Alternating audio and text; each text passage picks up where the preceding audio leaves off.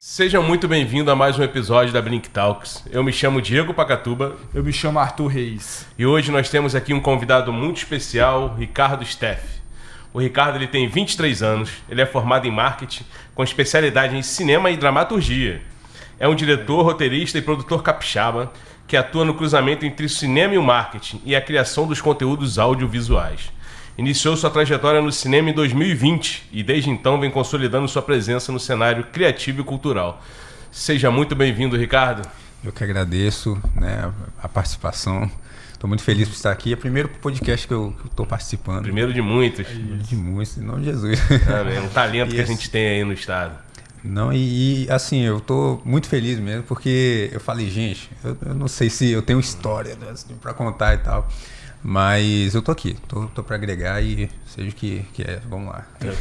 Uma coisa que a gente aprendeu aqui, né, Arthur? Que todo mundo tem história, todo mundo tem algo para agregar. Ricardo Steff, quer que te chame de Ricardo, de Steff? Pode chamar de Ricardo. Beleza, Ricardo. Tranquilo. Conta um pouquinho pra gente, cara, como é que é o Ricardo, como você iniciou, como é que foi sua infância? Conta um pouquinho de você pra gente aí. Rapaz, olha, tem história aí. Tenho 23 anos, mas eu comecei desde muito cedo na área que eu atuo. Sempre, desde pequeno, sempre gostei muito do cinema. Então o cinema foi minha paixão, assim, desde de moleque.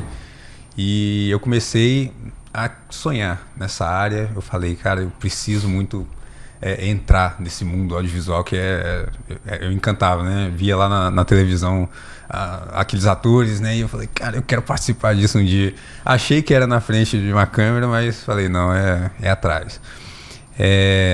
Então eu comecei nessa área, né? Quando foi em 2020, né? Em 2020 eu peguei e eu falei, não, eu quero muito entrar nessa área, então eu corri atrás, montei com os meus amigos mesmo um grupo lá e falei, galera, eu quero fazer muito cinema, eu quero fazer um curta aqui. Na época nem era um curta, eu queria fazer uma série, né? Eu não tinha noção nenhuma de criação, de nada. Falei, não, eu quero fazer. E aí eu juntei a galera e falei... Tinha ideia de como seria essa série que você queria fazer? Eu tinha uma ideia. Tema. Nossa, eu queria fazer uma série que envolvia mistério, né? Era uma cidade misteriosa que os jovens iam lá e começavam uma caçada, né? Eu não lembro, assim, detalhes, mas eu sei que era isso. Era uma caçada e eles buscando alguma coisa lá, que não vou lembrar agora. Mas era uma série, assim... complexa demais, eu não tinha nem noção de como que... Hoje eu olho assim, eu lá atrás, gente, que doideira. mas eu falei, não, eu quero fazer. Aí eu corri atrás dos amigos, comecei ali meu networking. E quando eu decidi mesmo, eu comecei a buscar na internet. Hoje, ainda bem que a gente tem muita facilidade, né? Muito conteúdo na internet. Então eu comecei a pesquisar, entrei no YouTube, como que faz série, como que faz roteiro, como que faz isso e tal. E aí até que eu cheguei no curso online, no curso assim, você fazia uma provinha e tal, entrava, pagava uma taxa e participava do curso. O curso, hoje, assim, um curso muito básico, mas foi aquilo que me motivou e o mais importante, né? Me fez criar network, que é fundamental. Então eu fiz ali, conheci uma galera... E aí eu montei meu primeiro curta, aí sim, foi o primeiro curta totalmente assim, online, com pessoas de vários lugares do país. Eu falei, meu Deus. Então montei esse curta, aí esse tá até no YouTube. Qual é o nome? Amigo Virtual. Amigo Virtual. Então quem quiser procurar... Quem quiser procurar... Tem quanto tempo o curta? Olha, eu acho que esse curta foi de 2019. Não, de duração? De duração? Eu acho que tem 10... Não chega a 10 minutos. Chega a 10 minutos. De 8 a 10 minutos. Isso, por aí. Uns 10 minutos. Então, foi esse meu primeiro projeto, né? E aí, sim, eu juntei com uma galera que eu conhecia. Aí, o meu amigo... Olha que história doida. Sempre quando eu conto essa história... Eu tinha um amigo que ele também gostava muito dessa área do audiovisual. Aí, eu falei, bora criar um projeto? Bora, beleza. Aí, ele conhecia um outro amigo dele que também gostava de audiovisual. Aí, foi lá e chamou esse amigo. Aí, o amigo dele namorava uma garota que também gostava muito do audiovisual e que era filho de uma produtora, a Ana Carolina, né? E, olha, ela viu que eu tinha aquela paixão que eu queria e tal, e ela começou a me ensinar, né, como que eu entrava, como que era os passos, porque ela era muito conhecida aqui, né? Ela é muito conhecida aqui no estado produziu vários filmes. Então ela começou a me ensinar. Aí sim que eu fui tendo noção, ó, do que é cinema. Eu falei, meu Deus, onde eu tô me enfiando? Mas assim, a paixão só aumentou e conseguimos aí começar. E aí foi assim que eu entrei nessa área. Bacana. E a gente sabe que o primeiro contato que você falou foi a Ana. Foi a Ana Carolina, que bacana. E o que tornou você a decidir seguir essa carreira? Você já tinha paixão na infância, né, na sua adolescência. Você falava que você queria ser isso, mas de fato quando você entendeu assim, cara, é isso. Porque acho que tem gente que quer ser médico, quer ser jogador de futebol e depois vê que não é aquilo, né? E quando que você falou, não, é isso mesmo, acertei no meu direcionamento? Olha, eu acho que foi no momento em que eu me dei conta que eu gostava muito de criar. Desde criança eu sempre... Foi uma paixão, mas mais do que isso, eu sempre fui muito criativo, né? Então eu criava história com as crianças da rua, né? Fingia que era... Criava uma história na minha cabeça, fingia que era um espião, fingia que era... Então as histórias que eu criava, a galera gostava e ficava na mente. Até hoje tem gente que me para, nossa, lembra aquela brincadeira lá que a gente fez, aquela história e tal.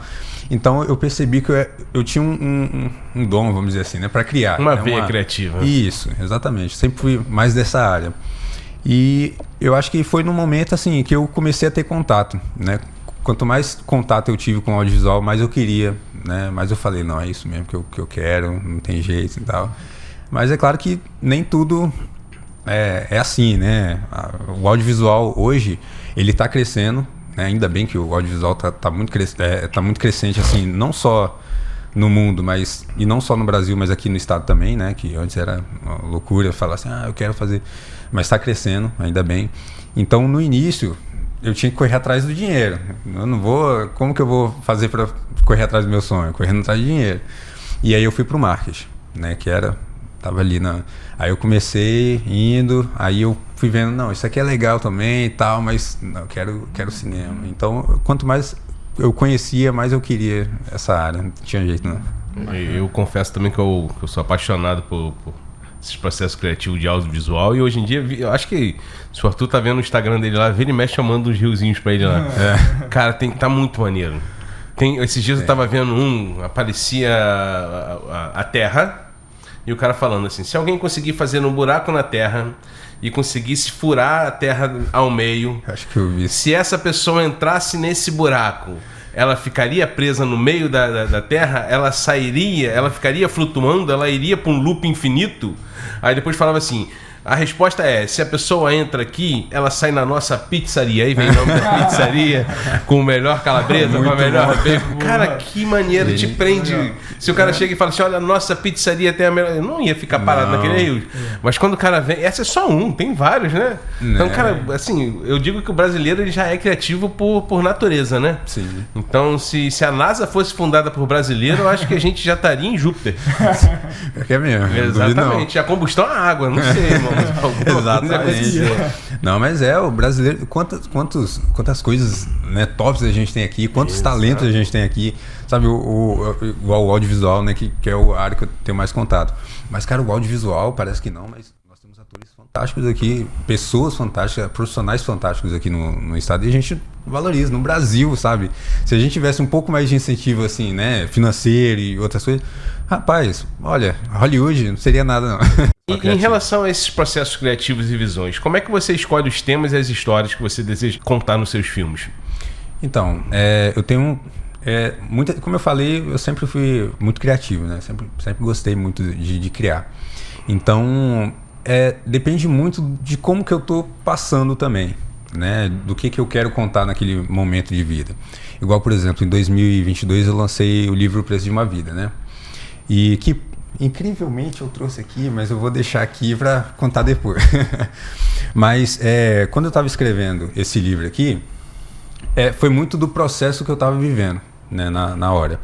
Então, foi muito assim, do que eu estava sentindo. Esse livro demorou mais ou menos 5 anos de pesquisa, 5 anos de escrita, assim. Mas foi muito do processo de como eu estava na hora. Então, no começo ele tá de um jeito, porque eu também... Tecnicamente eu estava daquele jeito, né? Então ia passando e ali no meio mudava o humor dele, é porque eu também estava passando. Então, é muito do que eu tô sentindo. Eu gosto muito de suspense, né? Mistério, como eu falei, né? E essa sempre foi uma base, assim, né? Eu queria fazer mistério e tal. Mas tem momento que eu quero fazer drama, né? Porque é o momento que eu tô passando por um momento assim. Eu falei, não, eu quero contar essa história aqui. Então depende muito, varia muito de como eu quero contar aquela história, né? E o momento que você tá na vida também. E o momento que eu tô na vida também. E assim, não só isso, mas também a gente pega de outras histórias. Eu tenho uma equipe hoje, né, que sempre tá trazendo novas histórias para ver se a gente produz. Então eu tenho muito contato com outras histórias, né? Igual, por exemplo, o filme. A gente vai lançar um filme agora no final do ano. E esse filme, na verdade, esse roteiro não é meu. Eu só dirigi, né? Junto com a Rayane. Esse roteiro é do Gilvandre, né? Gilvandre Silva Testa, ele é um roteirista. Olha, talentosíssimo, tem várias histórias. Então, de vez em quando, a gente está pegando umas histórias dele lá para produzir. E essa é uma. Então, depende muito, né? Varia muito. É quase uma metamorfose ambulante, né? Como Exatamente. já dizia Raul Seixas. Bacana. Exatamente. E o seu livro, que é O Preço de uma Vida, pela livraria Dialética, né? Ele conta um pouquinho sobre... Então, ele conta sobre um garoto de 11 anos, né, um judeu de 11 anos durante a Segunda Guerra. Então, conta ali sobre a visão dele do que estava acontecendo. Então, começa ali sem ele entender muita coisa e a gente vai descobrindo o que está acontecendo no mundo através da visão dele, né? Mas a gente sabe, né, o que aconteceu na Segunda Guerra, né? Sim. Mas, pela visão dele, a gente vai acompanhando as tramas, né, do que era fugir, do que era ele não entender, mas ele ser julgado por ele ser judeu, né, acabar tendo algumas que você fica assim, mas que na cabeça dele não ele não estava entendendo e tal. Não fazia muito sentido. Não fazia muito sentido, então foi brincando com essa percepção do público, né, de acompanhar o personagem através da perspectiva dele. E aí conta sobre a trajetória dele tentando achar a família, né. Aproveitando esse gancho do seu livro, que, cara, é bem interessante. Eu vou pesquisar um pouquinho mais sobre ele, sim. E aí eu volto a conversar com você, porque eu sou assim, eu leio e depois eu falo... Ricardo, e isso daqui? O que você estava pensando aqui? Para tentar entender... O livro já é numa terceira pessoa, vou tentar entender na quarta pessoa de quem escreveu, né? Aproveitar esse gancho aqui. Para você, qual é a importância de você estar ali abordando algumas questões sociais, não só nacionais, como no caso do livro, internacionais também? Assim, é muito importante. Para mim, é muito importante, né? Eu tento sempre, nas histórias que eu estou fazendo, trazer alguma temática que seja produtiva, né? Para o leitor, não seja só um entretenimento, mas que traga uma reflexão ali por trás, né? Então, assim, é claro que todo trabalho que a gente vai colocar, né? A gente coloca as nossas ideias, né? O que a gente pensa, isso é inevitável, né? Mas mais do que isso, eu tento sempre abordar um tema que é relevante socialmente, né? É importante, assim, que às vezes a gente não para refletir no dia a dia, né? Então, seja um personagem, de como ele age, de como ele é, ou seja alguma questão. Aqui, tudo bem, foi a questão sobre os judeus, né?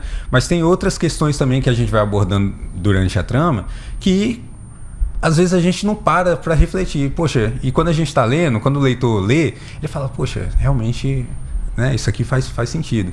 Então eu gosto de tratar alguns assuntos, até porque eu trabalho muito com essa parte social, né? A gente criou na nossa produtora o projeto Incentivando a Leitura. E esse livro foi uma dessas iniciativas, né, de incentivar a leitura para crianças e adolescentes, né? Então a gente já levou para escolas e tal. E esse... quando eu criei o livro, eu queria que tivesse uma linguagem bem tranquila para que quando a criança mais fosse voltada para a geração de hoje. Exatamente. Então, poxa, como que a gente tem perdido a leitura entre familiares, né? Os pais com os filhos e tal. Então foi um modo de resgatar. Isso a gente aborda até no próprio livro, né? Ele tem um diário dele que ele escreve, faz as anotações e tal. Então, é sobre um incentivo. Poxa, a gente está perdendo esse hábito, né? A gente está perdendo essa coisa entre os pais lerem para os filhos. E foi uma das coisas que eu queria resgatar. Então, é sempre colocando ali essa pauta pra gente refletir um pouco. Eu, quando era mais novo, eu tinha um projeto de que... pra quem é muito fiel, né, aos escritores, podem até não gostar muito, mas eu acho que a gente tem escritores como Machado de Assis, Carlos Drummond de Andrade, que tem literaturas maravilhosas que não vai pegar uma faixa etária mais jovem. Sim. Só que são literaturas que uma criança que quando lê se apaixona, e que se de repente a gente conseguisse modificar a linguagem da época que foi escrita para uma linguagem de agora, não sei nem se isso é possível. Mas eu acho que seriam maravilhosos. Imagina, uma releitura, né? Uma releitura, você fazer ali um review, só que voltado para um linguajar de hoje, né? Exato, exato. Eu acho que tem que ser mantida a obra, porque são as nossas raízes, é a nossa cultura e, inclusive, a nossa forma de falar o nosso português mais de décadas passadas, eu acho que era muito melhor do que o que é usado hoje. Né? Mas... pensando numa introdução dessa galera nova para leitura, seria muito bom. Agora, mudando um pouco do script aqui, a gente está embarcando na ideia aqui, Ricardo. Usando sua criatividade aqui, se a gente tivesse que olhar os super-heróis brasileiros, a gente tem que criar uma série sobre super-heróis brasileiros. Como é que a gente faria? Eu tenho um aqui, o Super Uber. Super. Que é o pai que trabalha de Uber 10 horas por dia e consegue sustentar uma família de 5 filhos e a esposa pagando aluguel, pagando carro e com um sorriso no rosto. Esse é um super-herói ali, o Super Uber. Isso é legal. É verdade. Tem mais, se a gente pensar, tem mais. Né? Aquele que tem que se desdobrar, Supermãe, se desdobrar para cuidar dos filhos, para fazer isso. Né? Tem vários. Agora, se a gente fosse colocar aqui a gente, eu não sei, vocês são fãs de super-herói também? Eu sou um pouquinho. Pouquinho. Então, eu queria, colocar qual super-herói, vocês se identificariam, se fosse colocar hoje em dia, Difícil. Eu gosto muito do Batman, porque o Batman ele não tem um poder. Ele só utiliza do sistema, ele utiliza da tecnologia, ele utiliza dos recursos e da influência que ele tem para ele poder se sobressair pelo bem, né? Em termos de personalidade, eu gosto muito do Tony Stark, que é o Homem de Ferro. Também que eu termos sou fã. Personalidade, né? Ele bate no peito, se sacrifica, né? Tem as suas palavrazinhas ali. Tem seus princípios. Em termos de caráter de super-herói adequado da forma como foi pintado. Aí você tem o Super-Homem e o Capitão América, que são, né, voltados... Os ideais. São os ideal ali. São um modelo ali de pessoa. São os super-heróis ideais ali. Mas pra mim, aquele que tem a aura mesmo ali de super-herói, pra mim, é o Doutor Estranho. Doutor Estranho? Doutor Estranho tem aquela aura, que ele não perde a é pose. Ele tem um charme. Mas uma coisa aí, eu também sou muito fã do Homem de Ferro. Homem de Ferro, porque pra mim ele é um dos melhores, porque... igual, por exemplo, Superman. O Superman, ele é meio... Eu acho que ele é parado ali, né? Ele é muito apelão, né? Ele já sabe. Agora ele usa o hacker. O cara do hacker, ele é o Superman. Isso. Mas o Tony Stark, não, eu vejo que ele tem um ciclo, ele vai evoluindo, né? Ele vai aprendendo com os erros dele, ele vai... Sabe, ele é um super-humano, né? Então, eu acho que pra mim é o melhor herói, porque ele evolui. Ele sabe que ele pode usar tanto o dinheiro dele pro mal, mas ele também usa... Ele usa pro bem, né? Então, eu acho que pra mim é o melhor que... É isso, o que evolui, o que busca dar a volta por cima, sabe? Show. E a nossa vida, cara, a gente vê que o crescimento, eu tava vendo até tava rodando alguns stories pela manhã, e eu vi lá a questão da panela de feijão, que quando você cozinha feijão na panela de pressão, ele demora 20, 30 minutos ali. Aí quando você cozinha o mesmo feijão na panela normal, aberta, vai demorar 1 hora, 1h30. Ela falou, deu a mesma transição para nossa vida. Quando a gente está na pressão lá, você aprende muito mais rápido do que você está com uma vida normal lá, estabilizada. Eu acredito muito nisso, nessa questão de pressão na nossa vida profissional, na nossa vida acadêmica, na nossa vida emocional. E quando eu vejo muito você, Ricardo, você, um homem de 23 anos, conscientizado profissionalmente onde você está hoje, eu imagino a pressão que você passou para estar até aqui, aquele caminho das pedras, aquele caminho árduo ali de fazer o negócio acontecer, olha para trás, ninguém te apoiando. A gente contou um pouco, você falou um pouco dos seus pais, né? Mas olhando pro lado, ninguém vendo, mas você tá lá, não vai fazer o negócio acontecer, o negócio vai dar certo, vai fazer, vamos embora, vamos pra cima. Eu vejo muito isso de você, cara. Cara, eu assim, até hoje eu levo uma história comigo que era do Jim Carrey, né? O Jim Carrey, ele só tinha um sonho, né? Tentava ser comediante, ia pra um lugar e pro outro, não conseguia, tentava um papel, não conseguia. Então ele chegou, pegou um cheque e colocou lá 1 milhão. Aí ele determinou, não, até tal idade eu vou ter 1 milhão na conta, entendeu? Ele colocou, depositou aquilo ali na mente, e não é que ele conseguiu, antes daquela data esperada ele não conseguiu chegar lá. Então acho que é muito, você tem que ter fé e tentar, sabe? Correr atrás, porque se a gente continuar no mesmo lugar, se eu continuar só com um sonho e não fizesse nada, né, eu estaria no mesmo lugar. Então eu sempre tento ver as possibilidades. Poxa, quanto mais o não vem, mas eu sei que uma hora vai vir um sim, entendeu? Eu sei que quanto mais eu continuar buscando ali, uma hora vai chegar. As 48 leis do poder, né, cara? É isso. Exatamente. A primeira coisa que você tem que fazer é acreditar. É isso. Botar aquilo na cabeça. Então foi mais ou menos nesse processo assim. Foi quanto mais não, mais eu quero, bora lá tentar. E não tirar o mérito, é claro, das pessoas que você vai conhecendo no meio do caminho, né? Da mesma forma que, tudo bem, você conhece pessoas ruins, mas tem muitas pessoas boas que passam pro seu caminho, sabe? E todas elas te ajudam, seja a pessoa que está tentando te machucar, ou seja a pessoa que está ali para te ajudar. A gente sempre aprende com alguém. Sempre aprende com alguém. Então, assim, aquela pessoa que está ali para te prejudicar, você tem que usar aquilo para te impulsionar, entendeu? E aquela pessoa que está, né, querendo te ajudar, é você ajudando ela te ajudando e vocês dois crescendo juntos, né? Então, eu acredito nisso, né? É a minha fé. Não, mas... voltando para a questão dos super-heróis, fala aí um superpoder que você queria ter. Que aí eu vou te dar um contrapoder.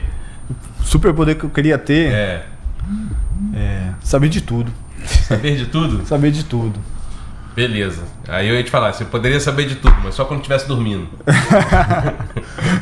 Boa, essa é boa. Ainda continua sendo boa. Fala aí, fala um aí. Saber de tudo. Eu acho que eu queria saber o futuro. E aí, qual é a contra o poder dele? Saber o futuro. Só no dia seguinte. O próximo dia. Só de um Só o dia. Boa. Aí eu tô com o Bill ali falando assim, eu queria voar, mas só pode ser 5 metros. E aí vai indo. Agora a gente vai falar um pouquinho, Ricardo, sobre as suas produções e um pouquinho dos bastidores. A gente vai usar aqui um pouquinho sobre as gravações do média-metragem Paraíso de cada um, né?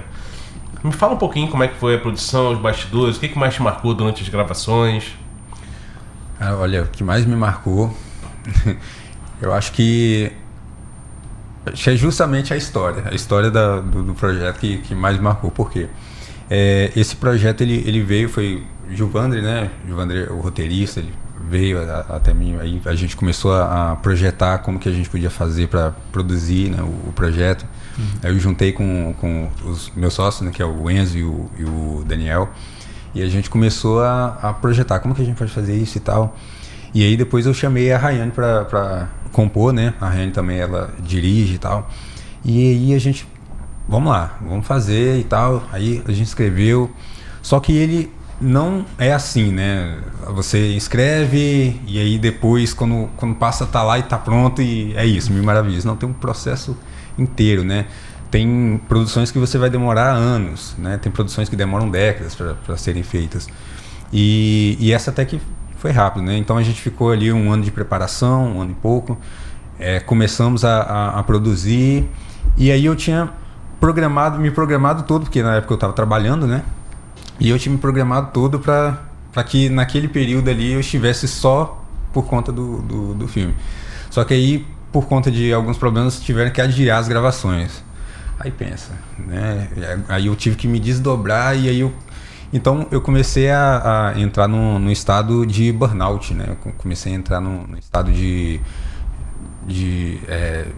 excesso de trabalho e muita coisa acontecendo. E aí, como que eu conseguia desempenhar? Ainda bem que assim, a Rayane, o pessoal, assim, são profissionais excepcionais, eles conseguiram levar todas as diversidades, a gente conseguiu passar.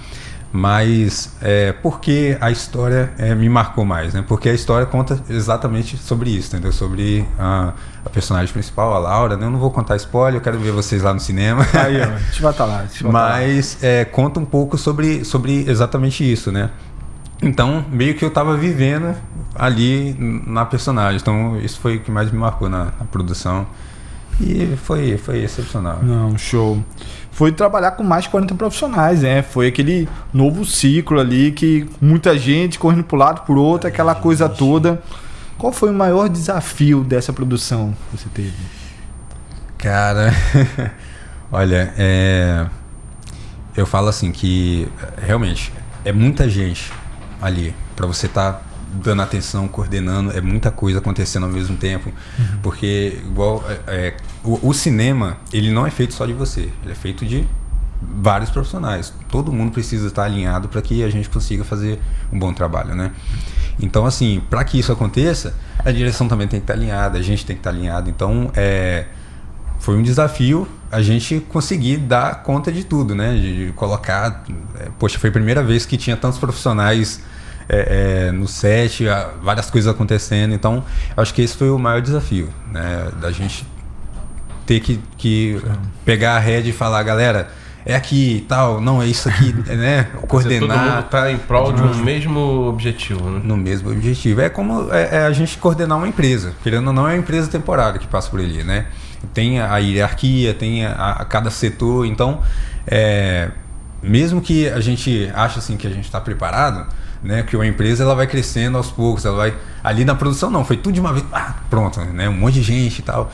Então eu acho que foi mais isso, sabe? Coordenar todo mundo. Mas ainda bem que o pessoal é muito profissional, né? Como eu falei, nós temos excelentes profissionais aqui no nosso cinema capixaba.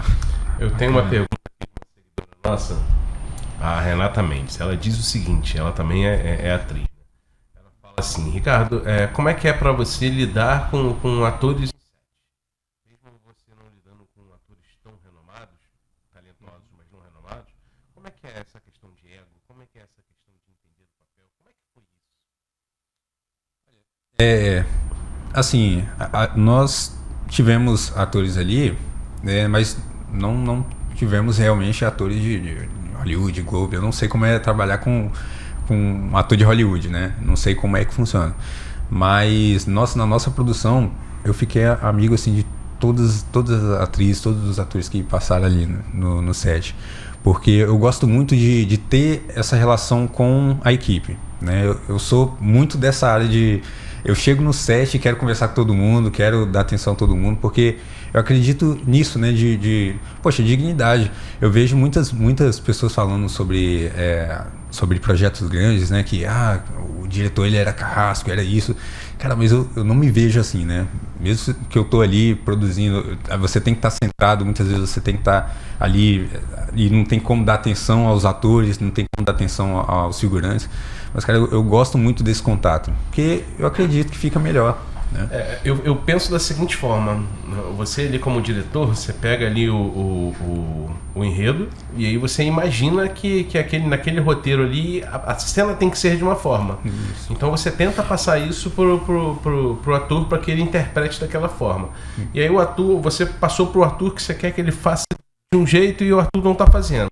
E aí, às vezes você é perfeccionista, como todo diretor, faz ali, vamos fazer de novo. Cara, vamos tentar fazer dessa forma, faz assim. E como é que é esse... Como é que foi isso lá? O ator, eu tô usando o Arthur, não, vamos sim, quantas vezes for. Como é que ele dá, de repente fala assim, pô, já fiz 5, e aí, vamos fazer de novo? Não, perfeito. No set de filmagem, geralmente a gente tem a preparador de elenco, né? O preparador de elenco. No nosso projeto, por exemplo, nós tivemos a Yasmin Toreta, né? Que ela é atriz, já está no ramo há muito tempo, e ela, assim, é um excelente preparador de elenco. Então, muito do elenco de lidar com o elenco, de como que você tem que montar, como que você tem que seguir o roteiro, isso aí é a preparadora de elenco que vai fazer.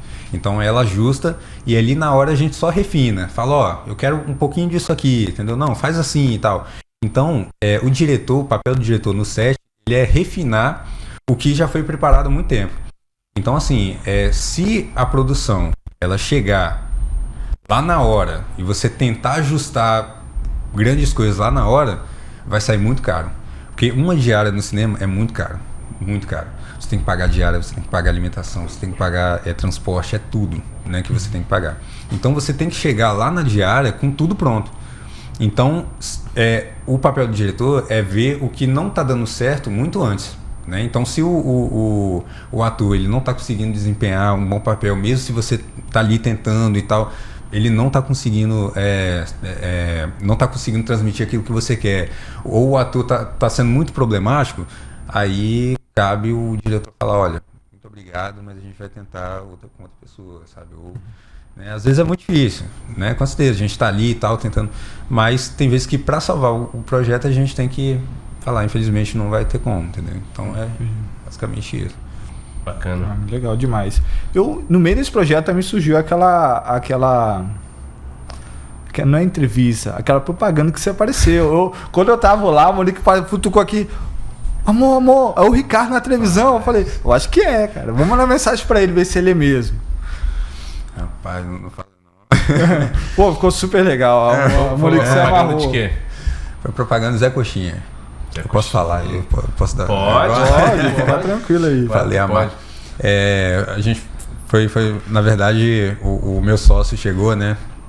Ele falou, a agência está precisando de uma pessoa para fazer um comercial tal, e precisa ser um pouco mais não é caricato, mas é porque tinha um que era mais alegre, né? Fazia umas piadas, e o outro era um pouco mais sério e tal.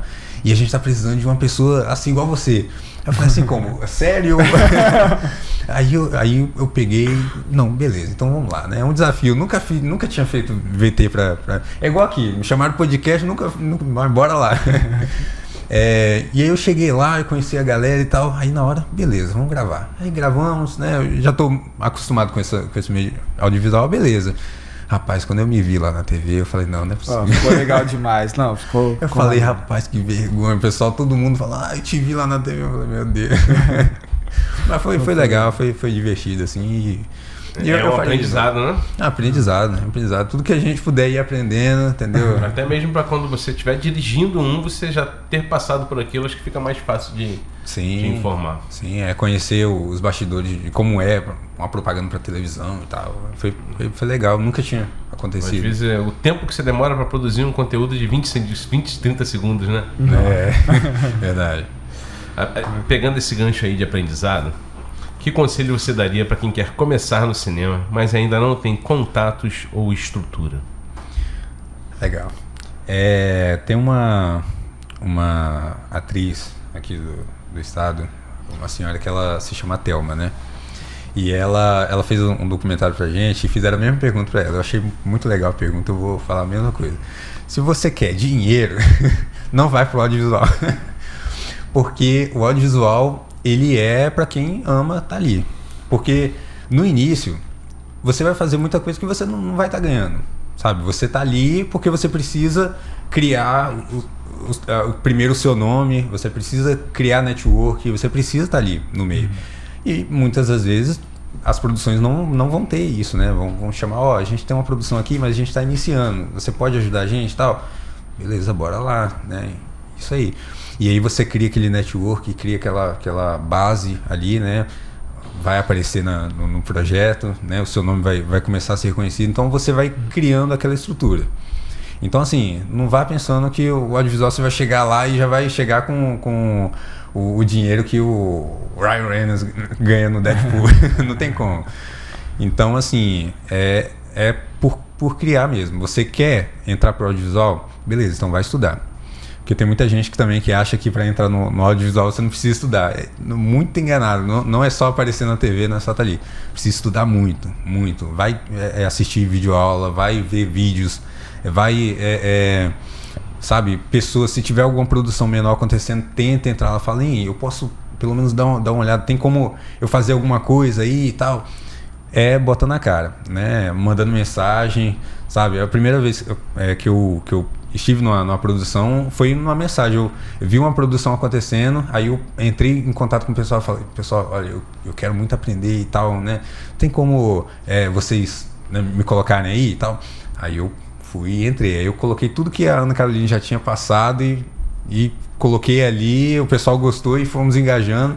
Então, assim, estudar e estar sempre correndo atrás, né? Porque se eu estivesse só correndo atrás, aí eu entrava lá, eu não sei nada, eu só tô aqui, tá? Não, peraí, eu tenho que mostrar alguma coisa também. Poxa, o que eu vou agregar para aquela pessoa também, né? Então é correr atrás, não tem jeito, é estudar bastante, tá sempre preparado para quando surgir a oportunidade você ingressar, né? E essas oportunidades aparecem esporádico, assim. Aconteceu lá, vamos embora para cima, né? É meio mais ou menos esse lado. E você acha que o mercado capixaba, ele tem espaço para esse crescimento? Como que é esse mercado de audiovisual capixaba? Como é que você enxerga esse mercado capixaba hoje? Olha, eu vejo o mercado audiovisual capixaba hoje crescendo, né? Como eu falei, depois da pandemia, os streams começaram a crescer, né? As empresas de audiovisual começaram a crescer também, o marketing começou a crescer, né? Como a gente falou, o brasileiro começou a criar mais conteúdos, né, diversos para manter a galera e tal. Então, assim, o audiovisual ele começou a crescer. Se você não vai, eu não estou fazendo cinema, mas se você entra na área comercial, entra no marketing ali, você está fazendo também o audiovisual, né? Você está fazendo vídeo, tá fazendo... Então, assim, eu estou vendo um período crescente no audiovisual, né? Então eu tenho fé que daqui a alguns anos, né, mais oportunidades vão surgir, né? Ainda não estamos no nível de Rio e São Paulo, né? Os grandes produtores estão lá e tal, mas tem produtores vindo para cá, tem atores, né, vindo fazer projetos aqui, então eu tenho boas expectativas no audiovisual aqui. E por que a gente não vê? Eu sempre digo que a gente tem que copiar bons exemplos, né? Tem que copiar boas ideias. Por que a gente não vê aqui, basicamente no Espírito Santo, alguém tentando copiar um perfil ali do Porta dos Fundos? Entendeu? Porque assim, a gente tem excelentíssimos atores, a gente tem streamers super engraçados, super deslocados, os caras conseguem pouco tempo ali pegando um anônimo na rua e fazer um conteúdo bacana, e a gente ainda não conseguiu juntar esses talentos. Eu vejo isso muito, por exemplo, no Nordeste. Você vê ali aqueles caras que estão fazendo conteúdo, o Neneu, Misael, os caras que estão fazendo, e assim, é surreal. Às vezes, esses dias eu parei para ficar olhando ali, quando eu não me dei conta, eu tava 20 minutos já vendo vários episódios do cara.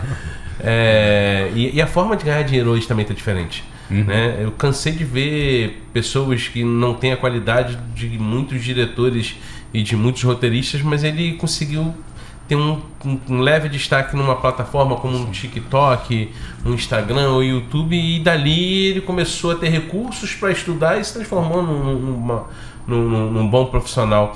Sim. Por que você não vê isso acontecer? E se estiver vendo, desculpa a minha ignorância, porque de repente tem e eu não saiba, mas como é que está essa questão? O que impede hoje da gente estar buscando replicar o que já está dando certo em outros lugares? Olha, eu acho que nós temos aqui, né, bons exemplos. Por exemplo, tem o Mix Raymond, que era um YouTube grande na época, né? Ele era capixaba, ele é capixaba no caso, né? Não sei, ele parece que parou de fazer, mas temos também temos irmãos que eu gosto muito, Cowwave, né? Cowwave é a abreviação deles, né? São os irmãos capixaba. Eu descobri isso depois, né? E eles estão crescendo. Tem alguns surgindo aí. Eu não tô não tô por dentro mais de como tá. Tem outros. Renan, o nome dele? Renan, Lara. O Renan é aquele do passa várias imagens muito bonitas, tipo ferrosa. Aí parece que, aliás, bonitona, ferrosa. Tem ele também. Engraçado, então, eu vejo que a gente está começando também. Aqui tem youtubers que estão crescendo, né? Eu vejo assim, que não é comparado a outros lugares, assim, porque assim, igual eu falei, Rio de Janeiro, a gente tem bastante galera na área, então é mais fácil. A galera também que quer se ascender nessa área, elas estão indo para lá, entendeu? Para esses meios. Então, eu acho que é mais por isso que a gente não tem. E quando tem um youtuber que é capixaba, ele não fala que é capixaba, entendeu? Aí você vai saber só depois, sabe? Não é igual a Lara Santana, que, né, cresceu, não. Eu tava... Deixa eu botar de novo. Renato Albani. Renato Albani? O stand-up do Renato Albani. A Giovana também, né? Giovana? Giovana não lembro. Tem talento. Eu, como carioca, posso te dizer que no Rio as pessoas utilizam muito da beleza natural do local. Sim. Mas se você for parar para pensar, o Espírito Santo não deixa em nada a dever, né? Muito pouco. Você tem uma Suíça dentro do Espírito Santo, você tem a Orla, você tem uma série de coisas. Então eu acho que é só esse mindset, essa mudança aí de postura, e eu acho que você está, sem saber, iniciando aí junto com o seu time um movimento que tem tudo para gerar mais à frente um bom fruto, né? Porque a gente carece hoje de bons profissionais que vai nos entreter aí nos meios gratuitos, né? Uma rede social hoje, uma pessoa com um celular e uma internet, ela consegue, às vezes...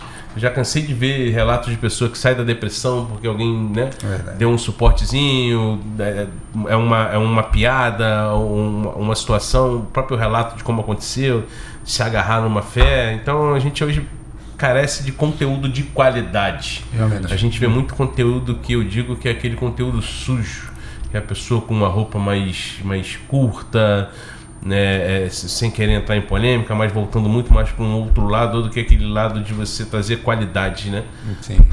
Que você possa aí ter Deus junto contigo, te guiando, e que seu caminho seja leve e que as coisas deem certo, meu amigo. Amém. É o que a gente te deseja aí. E aproveitando esse gancho, como é que são essas suas parcerias aí para o futuro? Como é que está sendo aí essas questões? Como você enxerga esse network na sua jornada? Essas conexões? Como é que está isso aí, os seus planos para frente? Boa. Eu tô buscando aí, né, sempre network, né? A gente sempre busca network, sempre busca, assim, se alinhar com quem tá querendo subir também, querendo ter a mesma visão, né? Vamos dizer assim. Então, agora, recentemente, por exemplo, fui para Curitiba, né? E lá, assim, encontrei várias pessoas do meio também, do audiovisual. Então, assim, eu tô buscando nesse momento aprender, aprendizado, né? Aperfeiçoar no que eu não estou conseguindo, buscar novos recursos para continuar crescendo, né? Migrando um pouco para o comercial também. A nossa empresa está indo para essa área também, né? Do comercial, tentando trazer algo, como posso falar, um pouco diferente, né? Tentando colocar o audiovisual, a qualidade que a gente tenta colocar no cinema também para as empresas e no geral, né?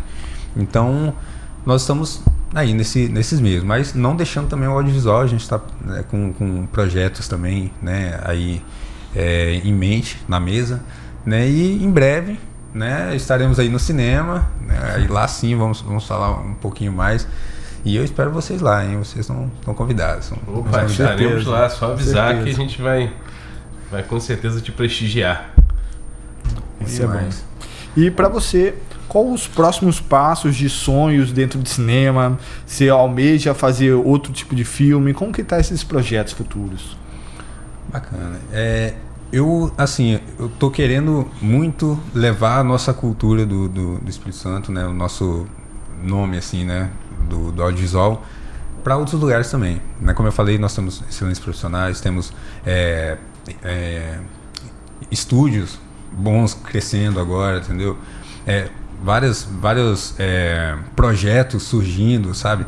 Então eu tô realmente, assim, muito otimista e querendo muito levar essa cultura para outros lugares também, né? Então, assim, tentando fazer um marketing para atrair a galera, para mostrar, ó, tá vendo? O Espírito Santo também cria, o Espírito Santo também tá crescendo nessa área e tal. Então, tentando agora mesmo projetos que incentivem isso, né? Que mostrem a galera que não, o Espírito Santo também a gente pode produzir. Ou assim, você que tá aí em casa, você né? Eu, por exemplo, eu brinquei aqui que eu vim todo simples hoje, né?